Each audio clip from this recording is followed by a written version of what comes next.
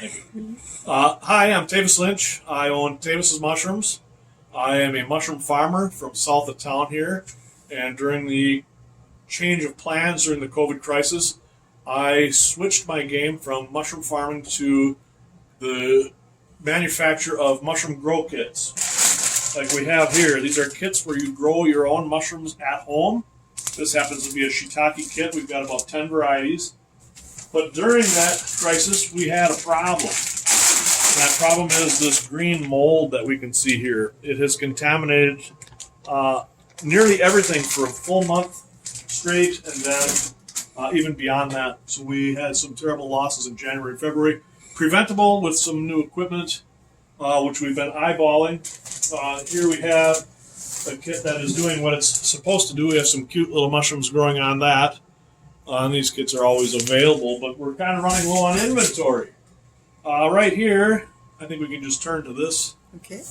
is our first problem. And that is, this is my sterile laboratory. We want to replace this with a laminar flow hood or a downdraft flow hood, which blows sterile air across our work. When we're in here cutting mushroom clones or doing sterile transfers, we cut a mushroom here from the inside, we cut that clone from these tissues here, put it into a jar, and this is designed to keep us sterile. This is a Dollar General Sterilite tub and a hood that I actually pull over my head when I'm in my chair here. And somehow, in this building, we ended up with one of the trichoderma complex molds. So all of our hard work went into cultivating mold, which is not what we're in the business of. And it went even to larger scale here.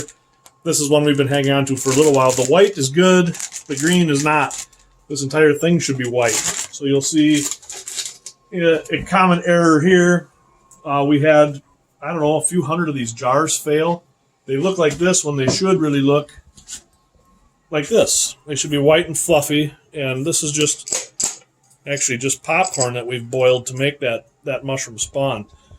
But it was preventable. So we've taken some new steps. We have a foot dip when you walk in. I put Tyvek on the ceiling, and we're still fighting with it. I think we can probably travel down through here. Okay, so this is where the problem gets a little bit further. So I showed you the small jars and the larger bags. That is, the jars are negligible. I can throw those away and recover from it if I don't get to the next stage. And the problem is I don't always see it in the jars, and then it gets transferred to here. Every time that we have one of these get contaminated, this is potentially 10 kits. Each grow kit is $25 retail for us. So that was a $250 loss. There's a $250. I've got 1, 2, 3, 4, 5, 6, 7 more. So that's $1,000. That's $500 lost just on the top shelf. Then every time a kit gets any mold in it, I can't sell it. This one looks like it survived. This one certainly did not. So every one of these on the shelf that has any mold in it is a $25 loss too.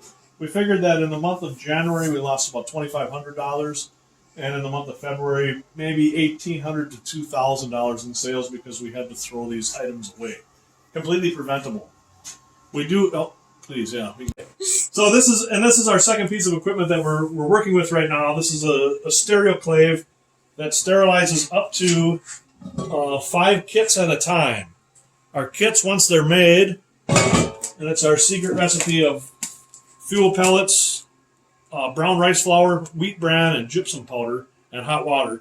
We can get 5 of these into the stereoclave at once. Unless I'm making shiitake kits, then it's only 4. They're a little bit of a larger kit. We just declined an order a couple weeks ago for 800 kits because that's just not big enough. This equipment is expensive. This one was about $1,300, and it only does 5 at a time. The next size up actually will do 40 at a time, and it's roughly $3,600 to $4,000, somewhere in that range, depending on what brand I would go with. It's not completely out of reach, but it's out of reach for us right now, especially with the losses that we had in January and February. Well done. So the money would go to those two major pieces of equipment, some type of a sterile airflow hood and a stainless table. I haven't quite decided what the most cost-effective way to go there is, and space efficient. Obviously, I don't have a ton of space down here. I'm at about 400 square feet. It's what we can handle right now. I'm on Main Street. Nobody knows where. It's the mystery building. And then, of course, the larger sterilizer. There are a few options there, too. Like I said, around 3,600 to 4,000. That's definitely something I could shop around on and improve that. But that will certainly eat up the bulk of the money, if not all of it. So we'd have to probably pick up some on our own end as well. And with the addition of being able to produce more with this equipment, are you sure, providing yeah. more jobs then in town? Yeah. You want me to start that over?